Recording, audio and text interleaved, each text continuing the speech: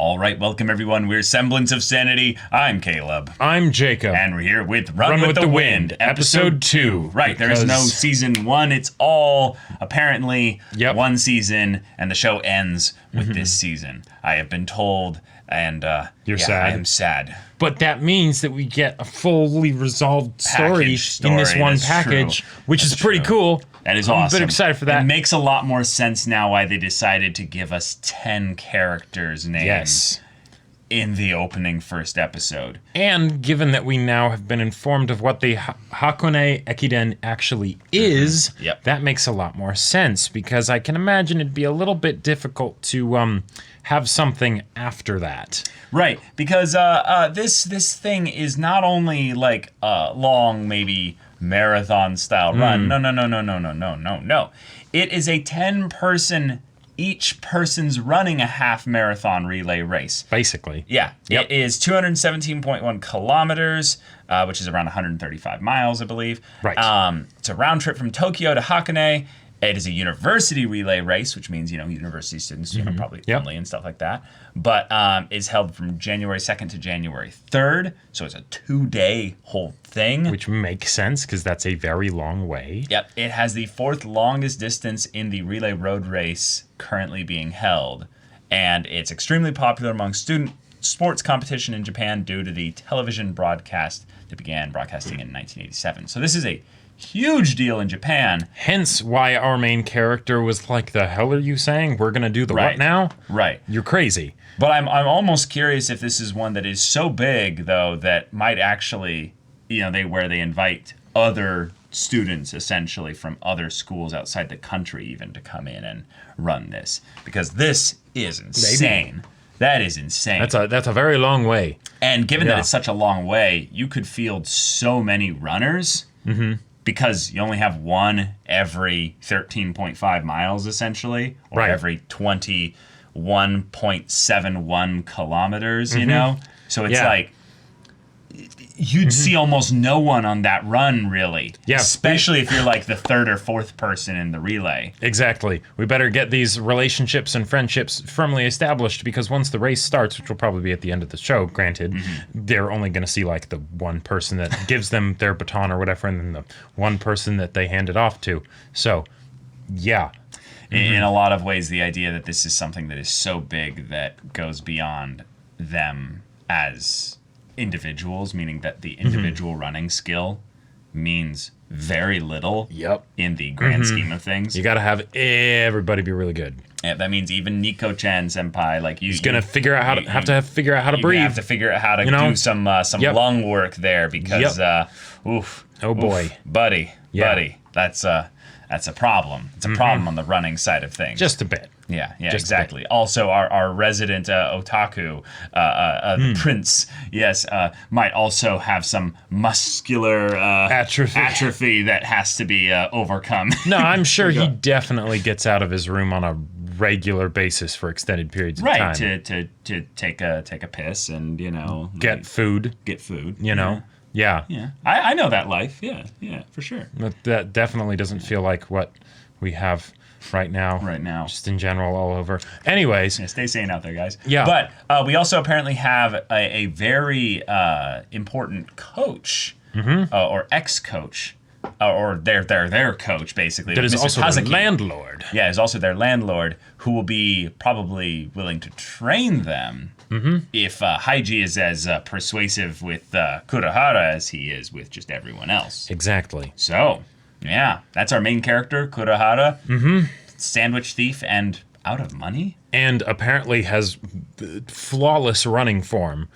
He has ridiculously good running form to the point where I think he was potentially a famous runner for like high school. Right, definitely took it seriously. Like Haiji like apparently was also like a really legit like high school runner as well, but he got injured. But it'll be interesting to see if they had some kind of connection from the past that was maybe distant or something like that. Possibly. Yeah. But y'all, without further ado, let's get into this.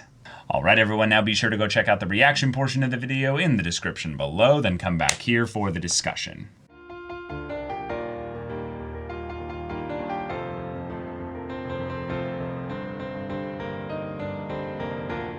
All right, Well, so we got a nice, simple development episode with giving all the characters a little bit of a brief bit of coverage regarding not just Haiji hilariously trying to like manipulate them coerce into doing them this into thing. Very much confirming my Griffith comparison from earlier, but also that each of them do have some specific set of skills in these areas. Yes. But yes, let's talk about that just right out the gate, because that's the really big thing this episode. Yep. Haiji knows about Kurahara's past a lot more than he lets on. To the point where when they showed us the actual flashback of someone getting criticized by their track and field coach, while injured on their right leg in the same spots that Haiji got injured, leads us to make a bold assumption that that is Haiji. Yep, we're no Sherlock Holmeses or anything. No. But that looks pretty, like, damning evidence. Yeah, it looks like pretty damning evidence. Like, and it intentionally showed him having the leg like the pant leg was pulled up and everything. It was injured. Yep. And it also explains why... One, Haiji knew specifically what Kurahara's issue with running was, right? Yep. His full name, which school he went to, and why he doesn't want to run with other people. Right. Yeah. It's not just I've done my research, however he'd do that or whatever. Right. No, that's he remembers you probably. Yep. Yeah. Yep. Yeah. And the question is, does Kurahara actually remember Haiji? Because I don't think he does. I think in Probably this case not. here, Haiji and Kurahara's incident at that point was so long ago, at least 4 years ago, because this is, Haiji's 4th year in college, university.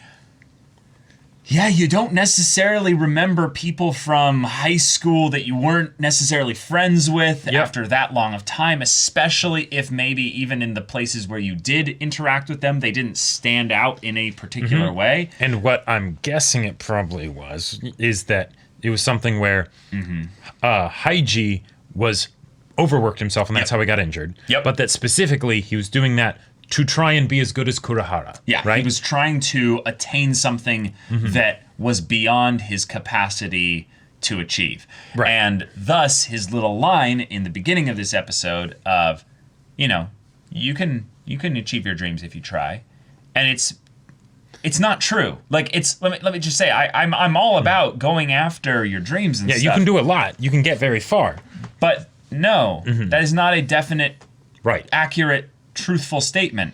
You cannot just achieve your dreams if you try. Yeah. An example of this that's rather interesting is that, there's a couple characters in here who have very, like, meager dreams, for instance. Sure. Like our JoJo bros, Their dream is to, have some good times with the ladies and stuff. Indeed, and who can blame them, But they didn't try hard enough. Because here they are, wrapped in their little hot dog futons or whatever, and getting beaten with the futon beater or whatever that thing's called. Yep. That part was so good. They're like, but he said that everyone else was going to do it, and that girls would like us if we did it. I'm like, and I love that the law student, freshman. Oh yeah, dumb freshman, and the law student that's like. Did you wait till when he's done talking? Yeah, like you were fooled so easily by his words, I'd like to think that I will be representing elements of the human race that are even dumber than this. Oh man, I love it. I loved his just sort of like something fishy's going on, Yep. Wait a minute. I smell. Nico's not smoking. Hold on. Wait a minute. Yeah. And he's like, wait, you trying running to rob shoes me? in his, in his locker, in his shoe locker or whatever. Right. Hold on. This law student, missed his calling as a detective because the speed at which he deduced what was going on. I mean, he knows Nico-chan. Yep. They have their own little rivalry dynamic going and everything. on and stuff. Because, it's the chaotic neutral, or just the true neutral versus the lawful. The lawful person. Yeah, exactly. It's just, you disgust me in so many ways. And yet, you can tell that they're buddies and stuff. But Nico-chan was track and field for a long time. Thus, he knows not only how to take care of his body, he specifically knows how bad he's been taking care of his body. Yeah, exactly. Yeah. Nico Nico-chan, I think, is going to end up being definitely one of my favorite characters, but he was easily my favorite character from this episode. Like, yeah, other than Haiji for me. Haiji, yes. Haiji was hilarious. His little bit. Yeah.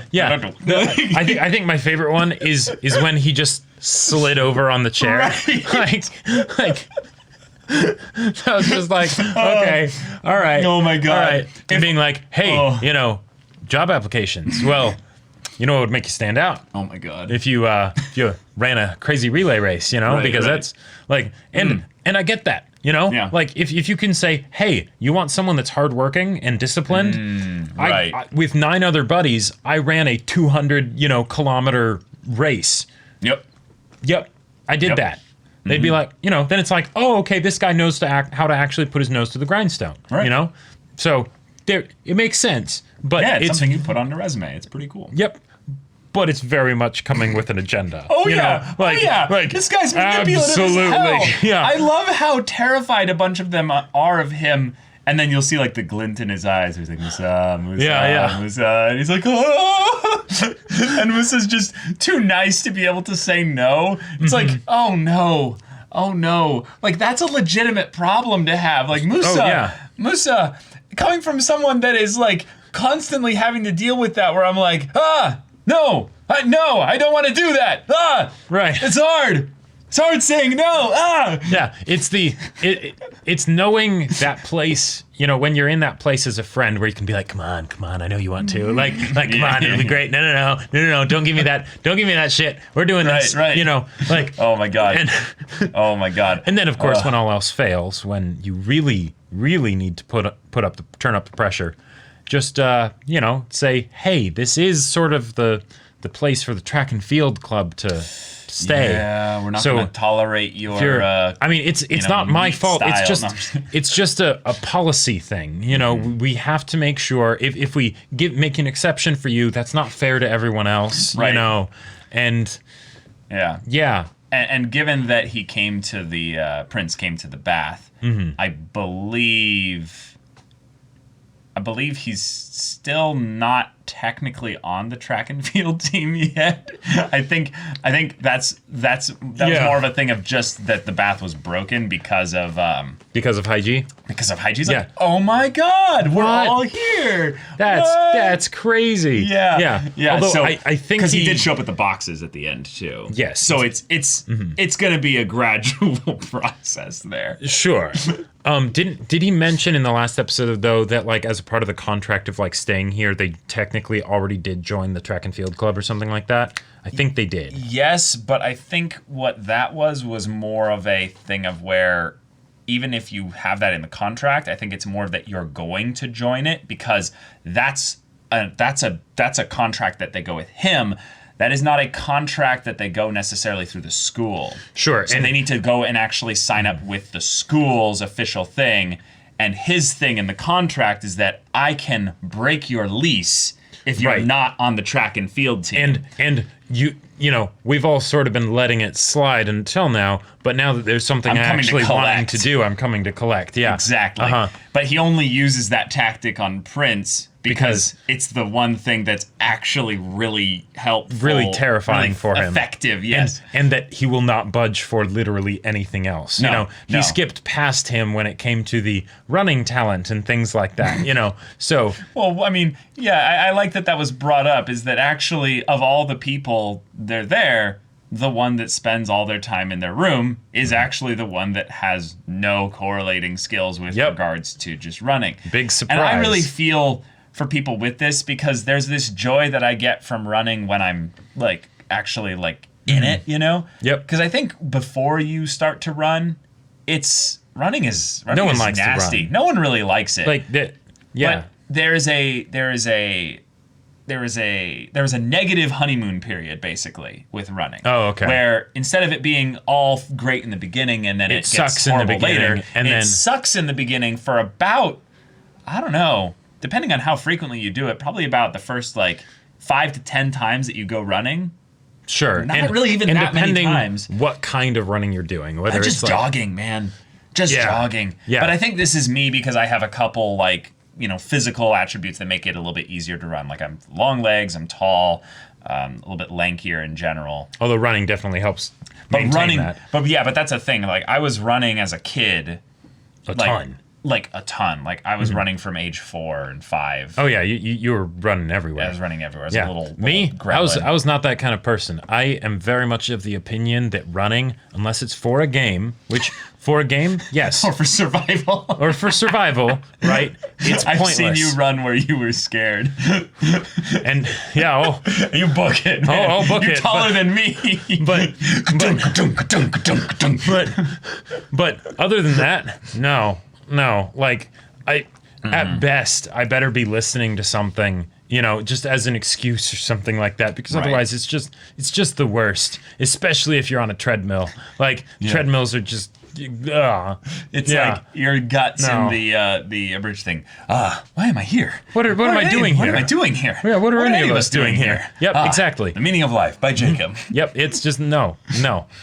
So, but that being said, once, on the times where I was running for a purpose and then I got into it, then it does get very fun, because then your body's like, okay, fine, we're in this, I suppose, and then it sort of gives up and, Yeah, but stops fighting back. I would say in terms of any kind of sport out there, ever really, one of the things that is almost something primal about running is that you feel like you're in a solo RPG.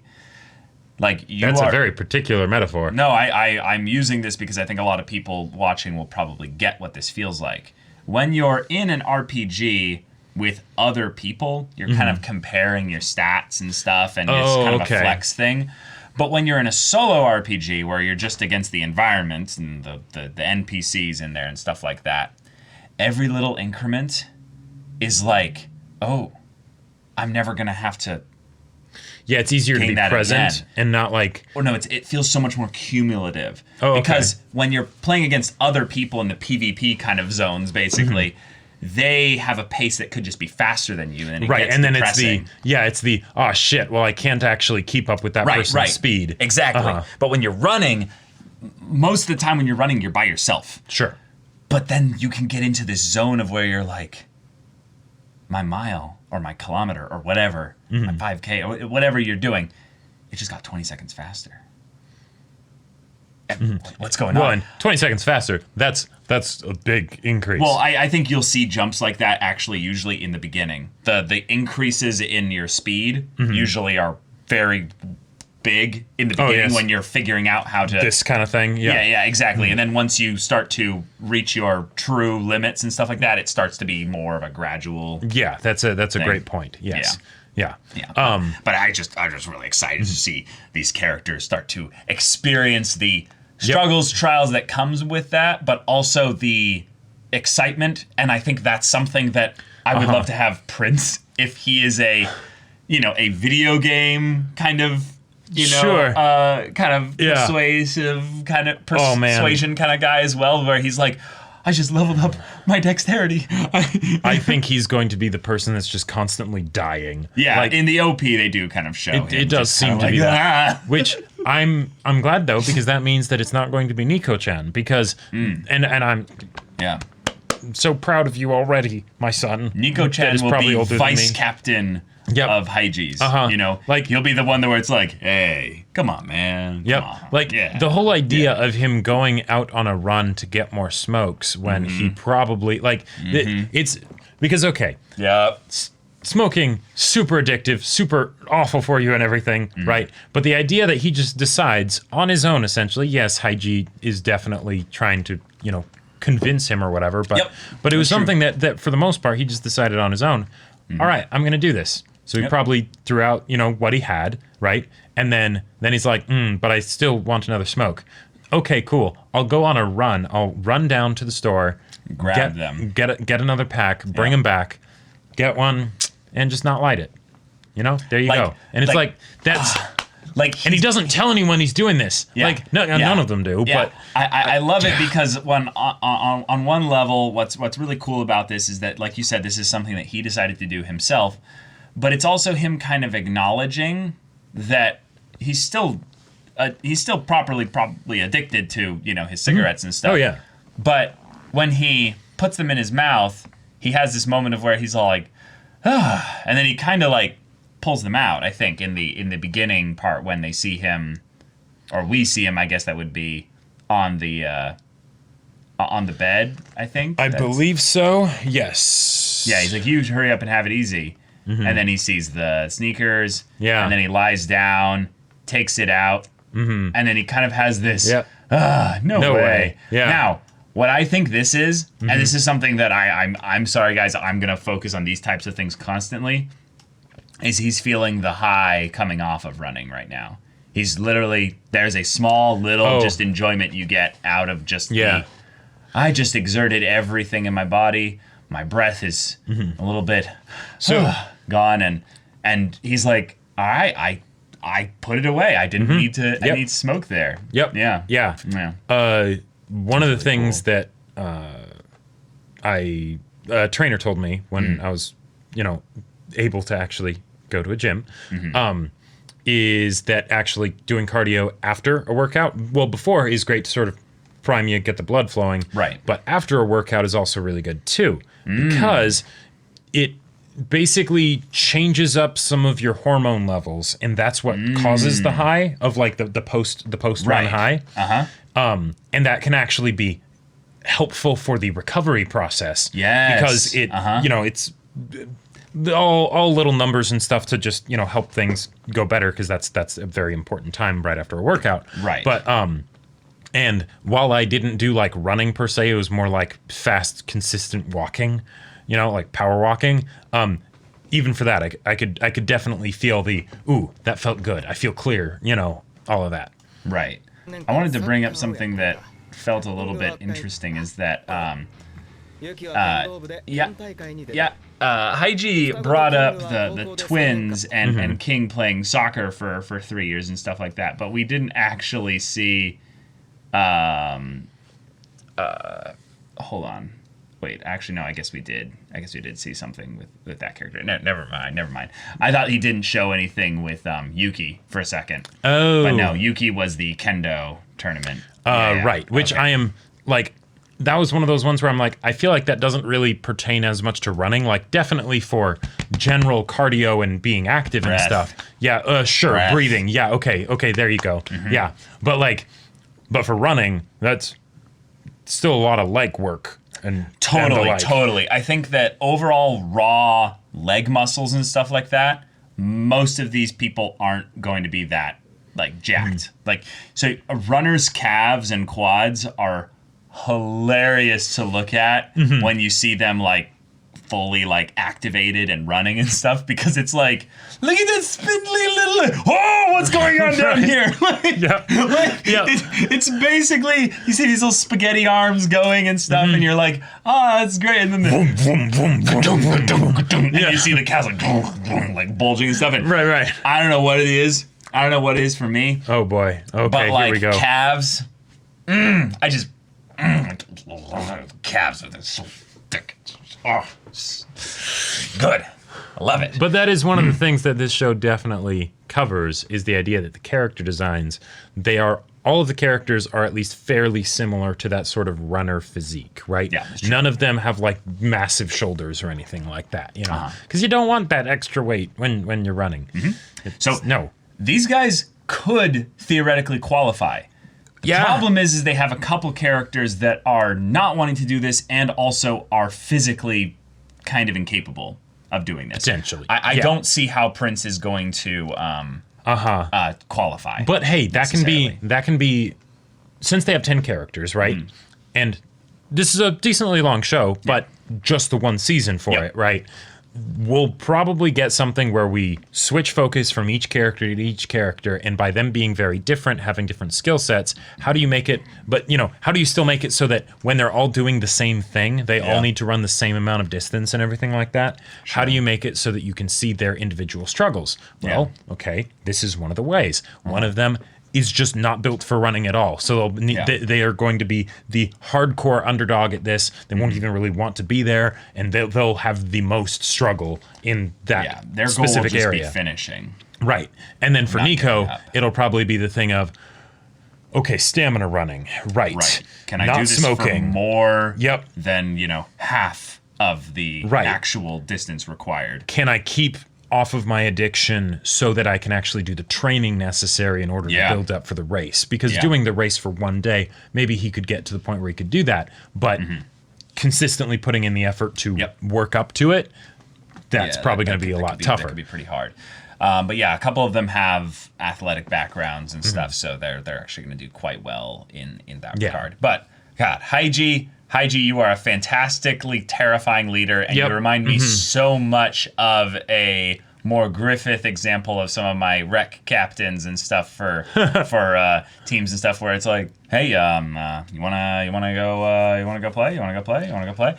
Like, one of them specifically would camp Facebook groups for like new people coming in for like pickup groups and stuff like that. And instantly when anyone new would join, it'd be like, hey, you interested in joining a team? You interested in joining a team? You interested in joining a team? Like, Wow. they're like, they know how to get the players moving and stuff like that. So it's fun to see Haiji in that kind of a mode, but it's way more It's hammed up. and it's very personal and direct, because not only do they live with him, but he's also kind of the one that's on like probably the one signing off on the lease for the whole thing, and either they pay him or something. Figure out how to make it work somehow. But right. He's the house leader that connects probably to the landlord with all that stuff. He is much more aware of how they all tick personally than any of them are about the rest of the group. Right. Like, Prince doesn't know the rest of them probably super well as far as how he would convince them to do something, Yeah.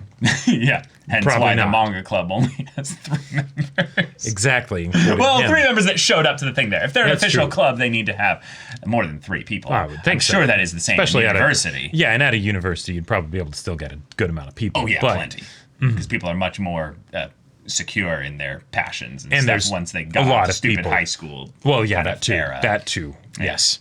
But y'all, it's a great, fun, charming show. Good stuff here. I'm really looking forward to more of this. So if you want to see the next episode's reaction and discussion right now, though, go check out the link in the description below for our Patreon. You can get on early access there. You can watch full-length timer reactions there. And all this comes with Discord access, so you can chat with us in the community there about this show, about anime in general. And also be sure to check out our Twitch channel. Yep, we stream on Twitch Monday through Friday at 3 p.m. Pacific time for each of those days. Mondays, we do podcasts. Tuesdays, we do One Piece dramatic manga readings. Wednesdays and Fridays, Caleb, you do gaming. Yeah, I'm playing Hades right now. And then on Thursdays, I do gaming, which I'm playing Persona 4 Golden right now. Yeah, so if any of that interests you, we'll see you there. But until then, we're Semblance of Sanity. I'm Caleb. I'm Jacob. And we'll see you all next time.